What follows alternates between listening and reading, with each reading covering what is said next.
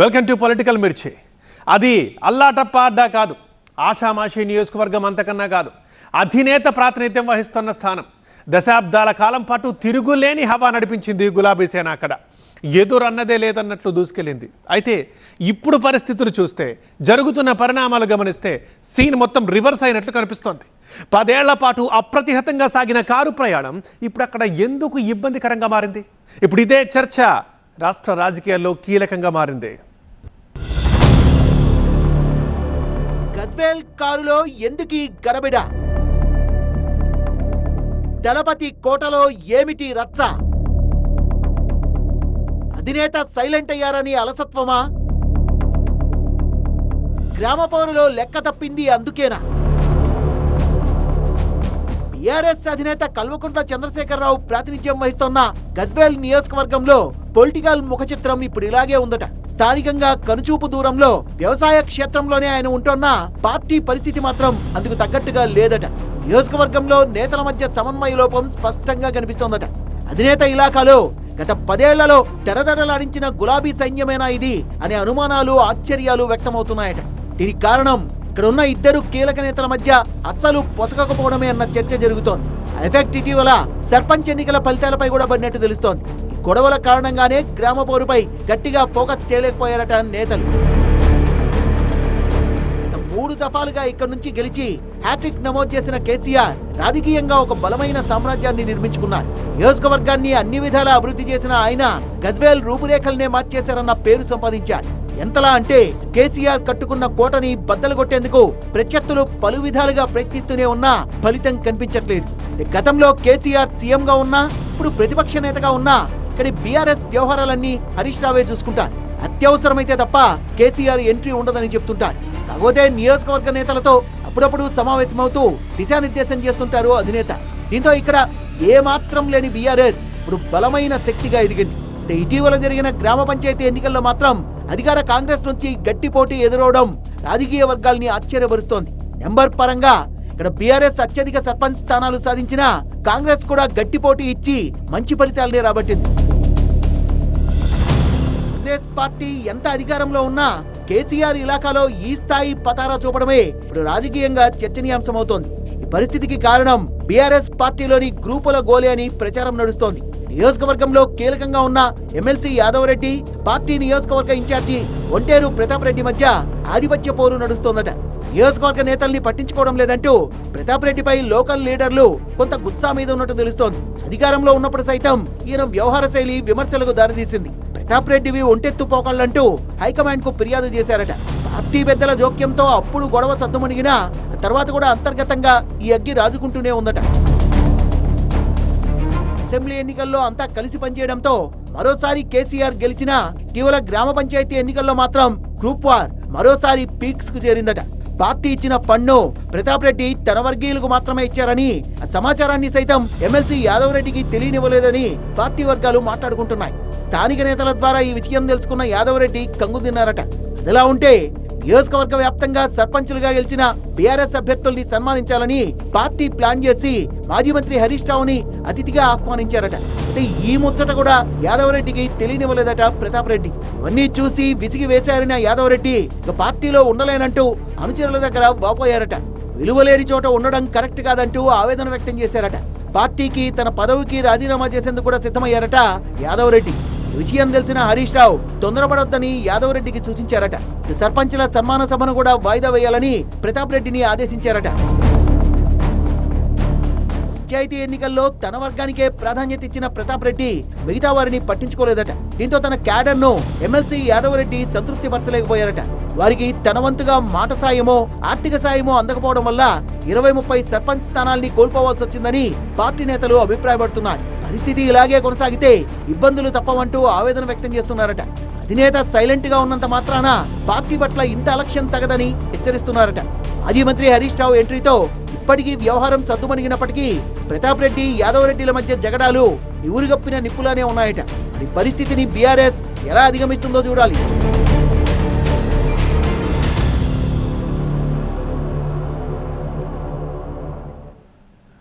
ఓటమి గుణపాఠం నేర్పితే విజయం బాధ్యతని పెంచుతుంది. మరింత ఎత్తుకెదిగేందుకు అది సోపానమవుతుంది. అయితే రాజకీయాల్లో ఈ ఫార్ములాని కరెక్ట్గా ఫాలో అయితే అడ్డంకులు వాటంతట అవే తొలగిపోతాయని చెప్పొచ్చు. సేమ్ టు సేమ్ అదే ఫ్లోలో ముందుకెళ్ళిపోతున్నారు జనసేన అధినేత పవన్ కళ్యాణ్. 100% స్ట్రైక్ రేట్తో రాజకీయంగా చరిత్ర సృష్టించామని ఆగిపోతే ఎలా? అధిరోహించాల్సిన అత్యున్నత శిఖరాలు ముందు ముందు మరిన్ని ఉన్నాయంటూ క్యాడర్లో జోష్ పెంచే ప్రయత్నం చేస్తున్నారు. అందుకేనేమో స్పీడ్ పెంచి సరికొత్త పంథాలో ముందుకెళ్తున్నారు పవన్. దూకుడు పెంచిన పవన్, గోదావరి గట్టు నుంచి మొదలైన జోష్ అటు అధికారులకు ఇటు కూటమి నేతలకు. వైసీపీకి పట్టు దొరకకుండా ప్లాన్ చేస్తున్నారా? గతం గతహ, ఇప్పుడు మాత్రం జనసేనది మరో రేంజ్ అన్నట్టు. 2024 ఎన్నికల్లో సంచలనం సృష్టించిన ఆ పార్టీ ఇప్పుడు ఏపీలో మరో పొలిటికల్ పవర్ సెంటర్ గా మారిపోయింది. గెలిచింది 21 అసెంబ్లీ స్థానాలు, 2 ఎంపీ స్థానాలే అయినా కూటమిలో భాగంగా ఆ పార్టీ సృష్టించిన ప్రభంజనం పొలిటికల్ గా దాని ఇంపాక్ట్ చాలా గట్టిగానే ఉంది. కూటమి ప్రభుత్వంలో ఉప ముఖ్యమంత్రిగా వ్యవహరిస్తూ ఆ పార్టీ అధినేత పవన్ కళ్యాణ్ సైతం కీలకంగానే ఉన్నారు. పొత్తుల సంగతేమో గాని పార్టీకి సొంత బలం సమకూర్చాలని చాన్నాళ్లుగా ప్రయత్నిస్తున్న పవన్ కళ్యాణ్ ఇప్పుడు ఆ విషయంలో వేగం పుంజుకున్నట్టే కనిపిస్తోంది. ఇటీవల ఆయన దూకుడు పెంచిన తీరు చూస్తుంటే అదే నిజమనిపిస్తోంది. పార్టీని సంస్థాగతంగా బలోపేతం చేసే ప్రయత్నంలో ఉన్న పవన్ దాన్ని గోదావరి గట్టు మీద నుంచే మొదలుపెట్టినట్టు తెలుస్తోంది. పార్టీకి ఆయుపట్టు లాంటి ఉభయ గోదావరి జిల్లాలపై ఫోకస్ పెట్టిన ఆయన ఇటీవల జరిగిన తూర్పు గోదావరి జిల్లా పర్యటనలోనే దానికి శ్రీకారం చుట్టినట్టు తెలుస్తోంది. సొంతంగా పార్టీ ఎదగాలంటే గోదావరి గట్టు మీద పునాది బలంగా ఉండాలని ఆయన భావిస్తున్నట్టు తెలుస్తోంది. అయితే ఆ ప్రయత్నంలో పార్టీకి కూటమిలోని మిత్రపక్షాలకు గ్యాప్ ఏర్పడకుండా చూసుకోవాలి అన్నది ఆయన ఆలోచనగా కనిపిస్తోంది. 2 రోజుల పాటు తన సొంత ఇలాఖా పిఠాపురం నియోజకవర్గంలో పర్యటించిన పవన్ సంక్రాంతి మహోత్సవాలను ప్రారంభించారు. స్థానిక ప్రజా సమస్యలు తెలుసుకున్న ఆయన పలు అభివృద్ధి పనులకు శ్రీకారం చుట్టారు. పనిలో పనిగా నియోజకవర్గ నాయకులతోనూ ప్రత్యేకంగా భేటీ అయిన పవన్ పార్టీ బలోపేతంపై దిశానిర్దేశం చేశారు. ఉమ్మడి తూర్పు గోదావరి, విశాఖ జిల్లాల నుంచి వచ్చిన నాయకులతో పార్టీ భవిష్యత్తు వ్యూహాలపై చర్చించారు. పిఠాపురంలో పవన్ అందుబాటులో ఉండటం లేదంటూ ప్రత్యర్థులు చేస్తున్న విమర్శలకు ఇదే వేదిక నుంచి అదే స్థాయిలో కౌంటర్లిచ్చారు పవన్. నేను పిఠాపురంలోనే ఉంటా, పార్టీని కూడా బలంగా నిలబెడతా అంటూ స్ట్రాంగ్ గా చెప్పారు. పార్టీ విషయంలోనే కాదు, కూటమి ప్రభుత్వం విషయంలోనూ అలర్ట్ గానే వ్యవహరిస్తున్నారు పవన్. జిల్లా పర్యటనలో భాగంగా 2-3 గంటల పాటు ఎస్పీ ఆఫీసులోనే గడిపిన పవన్ లా అండ్ ఆర్డర్ నిర్వహణపై ఆరా తీశారు. తేడా వస్తే రియాక్షన్ మరోలా ఉంటుందంటూ అధికారులకు సీరియస్ వార్నింగే ఇచ్చారు. ఇక సొంత పార్టీ నేతలకు దిశానిర్దేశం చేస్తూనే కూటమి నేతలకు క్లాస్ పీకారు పవన్. పై స్థాయిలో కూటమి పెద్దలుగా తాము ఏమనుకుంటున్నామనే విషయాన్ని క్లారిటీ ఇచ్చారు. తాము ఒకటి అనుకుంటే కింది స్థాయిలో మీరు మరోలా ముందుకెళ్తే ఎలాగా అంటూ గట్టిగానే వార్నింగ్ ఇచ్చారు. మీకు ఛాన్స్ లేదంటూ ప్రత్యర్థులకు కూడా అదే స్థాయిలో ఊరమాస్ హెచ్చరికలు పంపించారు. పార్టీ బలోపేతం విషయంలో పవన్ ప్రత్యేకంగా గోదావరి ప్రాంతాన్ని ఎంచుకోవడం వెనుక బలమైన కారణం లేకపోలేదు. పార్టీ ఆవిర్భావం మొదలు జనసేనకు బలమైన పట్టున్న ప్రాంతం ఇదే. సీట్లు, ఓట్లు పక్కన పెడితే పొలిటికల్ గా ఇక్కడ ఆ పార్టీ ప్రభావం కాస్త ఎక్కువే. కీలకమైన కాపు సామాజిక వర్గం కూడా మెజార్టీ శాతం జనసేనకు జై కొడుతోంది. అందుకే 2024లో పొత్తుగా వచ్చి ప్రత్యర్థుల్ని చిత్తు చేసింది. ఆ పార్టీ గెలిచిన పార్లమెంట్, అసెంబ్లీ స్థానాల్లో మెజార్టీ ఉభయ గోదావరి జిల్లాల నుంచే గెలిచినవి కావడం విశేషం. అందుకే గోదావరి గట్టు మీద పట్టు జారకుండా పవన్ జాగ్రత్త పడుతున్నారు అనే అభిప్రాయం రాజకీయ వర్గాల్లో వ్యక్తమవుతోంది. మరీ ముఖ్యంగా 2 గోదావరి జిల్లాల్లోనూ వైసీపీకి బలమైన నాయకత్వం ఉంది. ముద్రగడ పద్మనాభం, కన్నబాబు, కొట్టు సత్యనారాయణ, దాడిశెట్టి రాజా, జక్కంపూడి రాజా, తోట త్రిమూర్తులు వంటి బలమైన నాయకులున్న చోట ఏ మాత్రం తేడా కొట్టినా కథ మళ్లీ మొదటికొస్తుంది. అందుకే ఏ మాత్రం గ్యాప్ ఇవ్వకుండా పార్టీ పట్టు తప్పకుండా పవన్ ఫుల్ ఫోకస్డ్ గా ఉన్నట్టు అర్థమవుతోంది. మరి పవన్ దూకుడు గోదావరి జిల్లాల్లో వచ్చి ఎన్నికల నాటికి జనసేనకు ఎంతవరకు డబుల్ బూస్టప్ అవుతుందో చూడాలి. అప్పుడెప్పుడో అసెంబ్లీ ఎన్నికల తర్వాత మొదలైన రచ్చ అక్కడ అగ్గి రాజుకుంటూనే ఉంది తప్ప ఇంకా చల్లారడం లేదు. నేతల ఫిరాయింపుల పుణ్యమాని ఇద్దరి మధ్య రగులుకున్న నిప్పుల కుంపటి రోజుకో రకంగా సెగలు గక్కుతూనే ఉంది. ఏ ఎన్నిక వచ్చినా ఏదో రకంగా రచ్చ జరుగుతుండడం అధికార పార్టీకి అక్కడ కొత్త తలనొప్పి తెచ్చిపెడుతోంది. ఇంతకీ కాంగ్రెస్కి కంటి మీద కొనుకు లేకుండా చేస్తున్న ఆ నియోజకవర్గం ఏది? అసలు అక్కడ ఏం జరుగుతోంది? జగిత్యాలలో ఆగని జగడం, మళ్లీ మొదలెట్టిన మాజీ మంత్రి, మున్సిపల్ ముందు మరో రచ్చ. సంజయ్ కి జీవన్ రెడ్డి మరో సవాల్. జగిత్యాల కాంగ్రెస్ లో జగడం మరింత పెరిగిపోయింది. కాంగ్రెస్ లోకి బీఆర్ఎస్ ఎమ్మెల్యే సంజయ్ చేరికను మొదటి నుంచి వ్యతిరేకిస్తున్న మాజీ మంత్రి సీనియర్ నేత జీవన్ రెడ్డి మరోసారి తన వాయిస్ పెంచారు. జగిత్యాల గడ్డ తన అడ్డా అంటూ మరోసారి బలంగా వాదిస్తున్నారు. ఇప్పుడు ఇదే అంశం కాంగ్రెస్ లో కల్లోలానికి కారణమవుతోంది. మరోసారి స్థానిక ఎమ్మెల్యే సంజయ్ ని టార్గెట్ చేస్తూ కాంగ్రెస్ లో నువ్వెవడివంటూ విమర్శలు ఎక్కుపెట్టడం నియోజకవర్గ రాజకీయాల్లో మంటలు పుట్టేలా చేసింది. సరిగ్గా మున్సిపల్ ఎన్నికల ముందు సీనియర్ నేతకు సిర్రెత్తుకు రావడం ఉత్సాహంతో ఉన్న కాంగ్రెస్ శ్రేణుల్లో ఒక్కసారిగా అలజడి సృష్టిస్తోంది. మాజీ మాటలు సంచలనం రేపుతూ ఉండగా ఎమ్మెల్యే సంజయ్ కుమార్ మాత్రం సైలెంట్ గా ఉండటం మరో రకమైన చర్చకు కారణమవుతోంది. 2023 అసెంబ్లీ ఎన్నికల తర్వాత కాంగ్రెస్ సీనియర్ నేత జీవన్ రెడ్డి ప్రతిరోజు వార్తల్లో నిలుస్తున్నారు. నిజానికి ఆ ఎన్నికల్లో ఆయన గెలిచి ఉంటే జగిత్యాలలో హవా వేరేలా ఉండేది. అధికార పార్టీ ఎమ్మెల్యేగా, సీనియర్ నాయకుడిగా మంత్రివర్గంలోనూ ఆయనకు ఛాన్స్ దక్కేదన్న ప్రచారమూ ఉంది. కానీ అదృష్టమో దురదృష్టమో ఒంటి చేత్తో పార్టీని నడిపిన ఈ నాయకుడికి బీఆర్ఎస్ అభ్యర్థిగా బరిలో నిలిచిన సంజయ్ కుమార్ చేతిలో ఓటమి తప్పలేదు. రాష్ట్రంలో మాత్రం కాంగ్రెస్ అధికారంలోకి వచ్చింది. అప్పుడే 2 ఏళ్ల కాలం కూడా గడిచిపోయింది. అయినా సరే ఈ సీనియర్ ముఖంలో ఆనందం కరువైపోయింది. ఎప్పుడూ ఏదో రచ్చతో రోడ్డెక్కుతూనే ఉన్నారు. దీనికి కారణం తనని 2 సార్లు ఓడించిన సంజయ్ కాంగ్రెస్ కండువా కప్పుకోవడమేనని చెప్పొచ్చు. పార్టీలోకి సంజయ్ రాకను మొదటి నుంచి వ్యతిరేకిస్తున్న జీవన్ రెడ్డి అవకాశం ఉన్న వేదిక మీదల్లా తన వాదనని వినిపిస్తూనే ఉన్నారు. ఎమ్మెల్యేల ఫిరాయింపులకు వ్యతిరేకంగా నిరసన గళాన్ని అంతకంతకు పెంచుతూనే ఉన్నారు.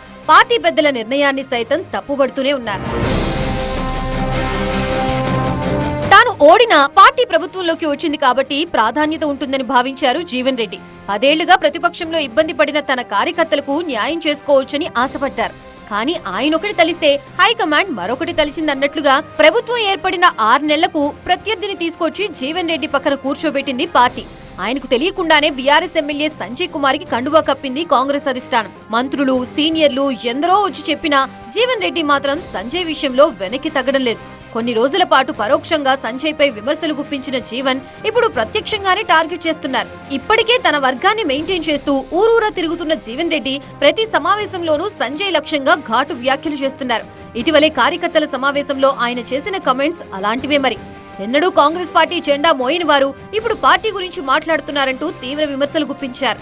ఎమ్మెల్యేగా అధికార పక్షంలోకి వస్తే వచ్చావు, పార్టీ వ్యవహారాల్లో జోక్యం చేసుకుంటే మాత్రం సహించేది లేదంటూ సంజయ్ ని సూటిగా హెచ్చరించారు జీవన్ రెడ్డి.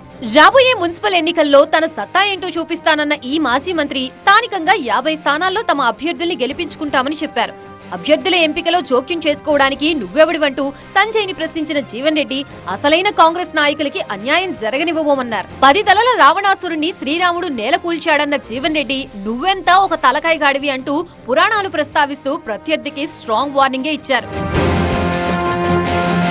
గతంలో కాస్తో కూస్తో జీవన్ రెడ్డికి కౌంటర్ ఇచ్చే ప్రయత్నం చేసిన సంజయ్ కుమార్ ఇప్పుడు మాత్రం మౌనమే సమాధానం అన్నట్లుగా వ్యవహరిస్తూ ఉండడం విశేషం. ఇప్పటికే ఈ జగడాలతో వర్గాలుగా విడిపోయిన జగిత్యాల కాంగ్రెస్ పార్టీ మున్సిపల్ ఎన్నికల ముందు మరోసారి రాజుకుంది. ప్రధానంగా సీనియర్ నేత చేసిన హాట్ కామెంట్స్ తో కాంగ్రెస్ కార్యకర్తలు అయోమయానికి గురవుతున్నారు. ఒకవేళ సంజయ్ స్పందిస్తే మరోసారి మంటలు రాజుకోవడం ఖాయమేనన్న ఆందోళన ఇక్కడి అధికార పార్టీలో వ్యక్తమవుతోంది. ఉమ్మడి రాష్ట్రంలో అయినా విభజన తర్వాత అయినా ఆ జిల్లా అధికార కాంగ్రెస్ పార్టీకి కంచుకోట.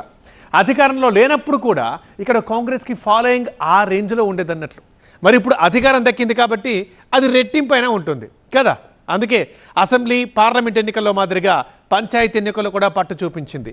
ఇదే క్రమంలో ఇప్పుడు రాబోయే స్థానిక సమరంలో కూడా సత్తా చాటేందుకు ఆ పార్టీ ఎమ్మెల్యేలు ఒక కొత్త ప్లాన్ వేశారంట. అదేంటి మీరే చూడండి.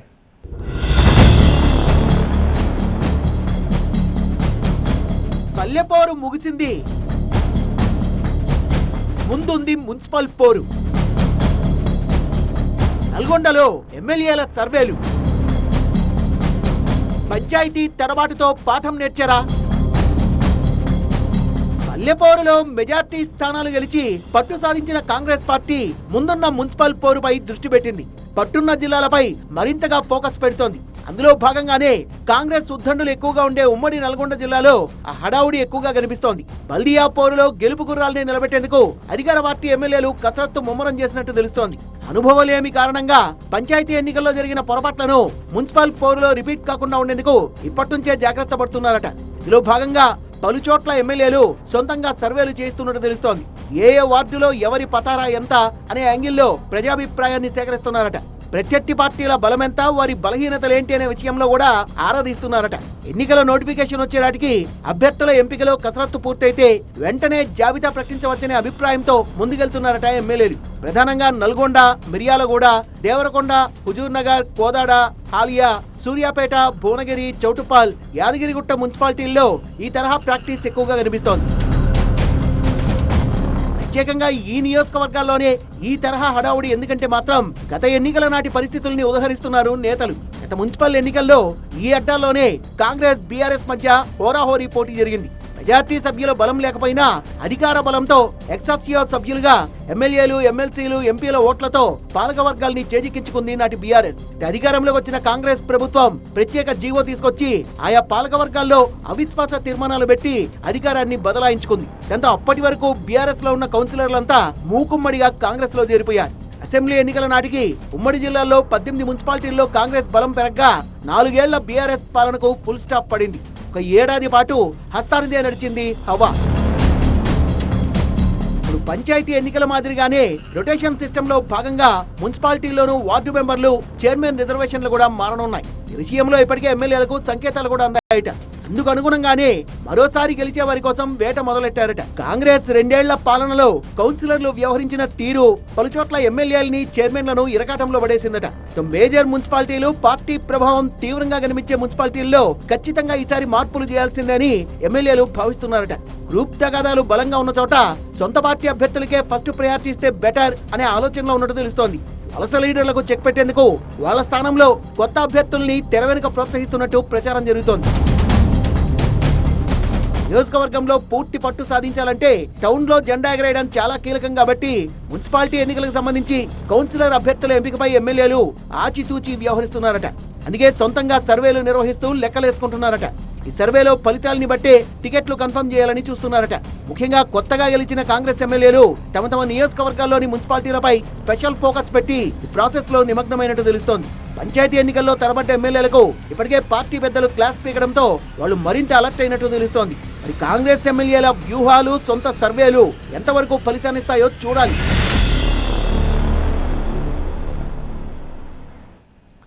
రాజకీయాల్లో ఎంట్రీ అంటే అంత ఈజీ అనుకుంటున్నారా?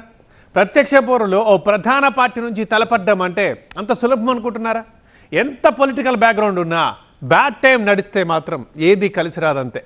తెలంగాణలో ఆ కాంగ్రెస్ యువనేత అష్టకష్టాలు పడుతున్న తీరు చూస్తుంటే, ఆరాటపడుతున్న తీరు చూస్తుంటే పాపం అది నిజమే అని అనిపించక మానదు. ఇప్పుడు ఆశలన్నీ కేంద్రం తీసుకునే ఆ నిర్ణయంపైనే పెట్టుకున్నారట నేత.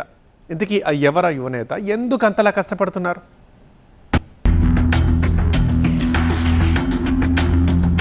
ఎమ్మెల్సీగా బెడిసి కొట్టింది. డీసీసీ అనుకుంటే అది దక్కలేదు. మన్నే కుటుంబానికి మరో ఛాన్స్ ఉందా?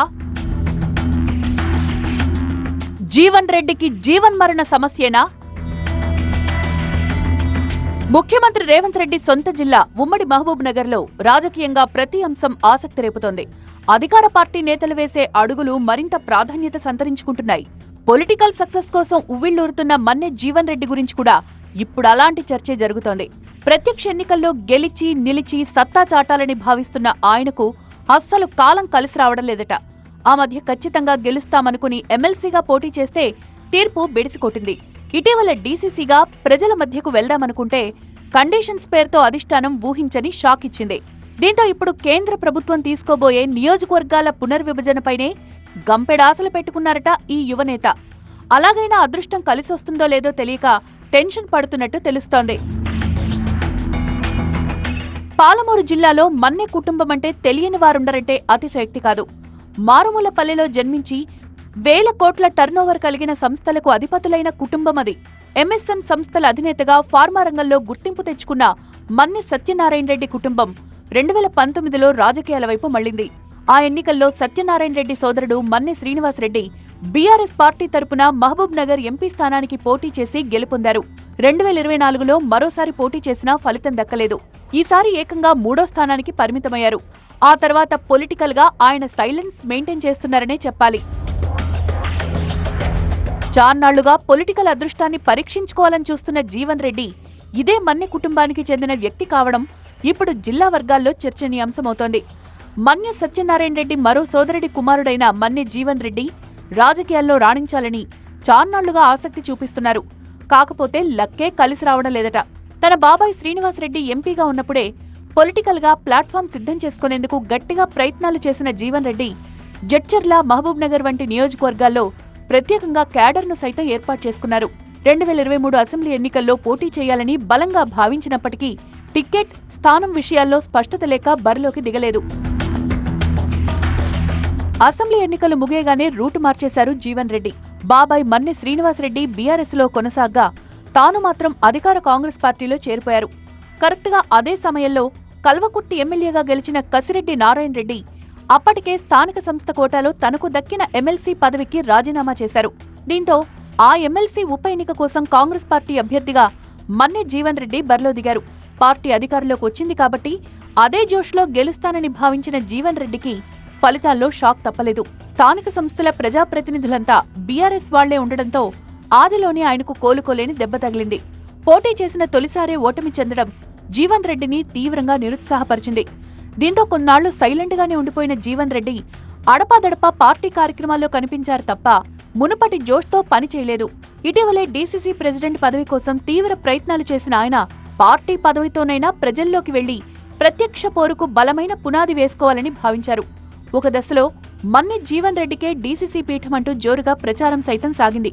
అన్ని రకాల ఈక్వేషన్స్ ని కారణంగా చూపిన అధిష్టానం మరోసారి ఆయనకు మొండిచేయి చూపింది.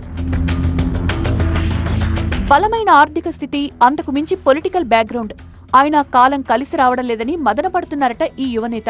పెద్దగా ఏ సపోర్టు లేని నాయకులు సైతం ఏదో ఒక పదవి దక్కించుకుని దూసుకు వెళ్తుంటే తన పరిస్థితి మాత్రం ఎక్కడ వేసిన గొంగళి అక్కడే అన్నట్లుగా మారిందని ఆవేదన చెందుతున్నారట.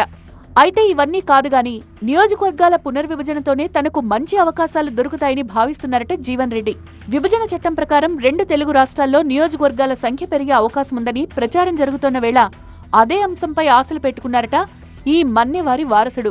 జిల్లాలో నియోజకవర్గాల పెంపు జరిగితే మహబూబ్ నగర్ రూరల్, అర్బన్ గా 2 స్థానాలు ఏర్పడే అవకాశం ఉండడంతో ఏదో ఒక చోట పోటీకి దిగచ్చని లెక్కలేసుకుంటున్నారట జీవన్ రెడ్డి. ఈసారి ఇదే లక్ష్యంగా పెట్టుకుని ఖచ్చితంగా సాధించాలని బలంగా సిద్ధమవుతున్నారట. అయితే ఇది ఆయనకు రాజకీయంగా జీవన్మరణ సమస్య అన్న అభిప్రాయం వ్యక్తమవుతోంది. ఇప్పటికే 2 ఛాన్సులు మిస్ చేసుకున్న ఆయనకు ముచ్చటగా 3వ సారైనా కలిసొస్తుందా అన్నదే పొలిటికల్ సస్పెన్స్.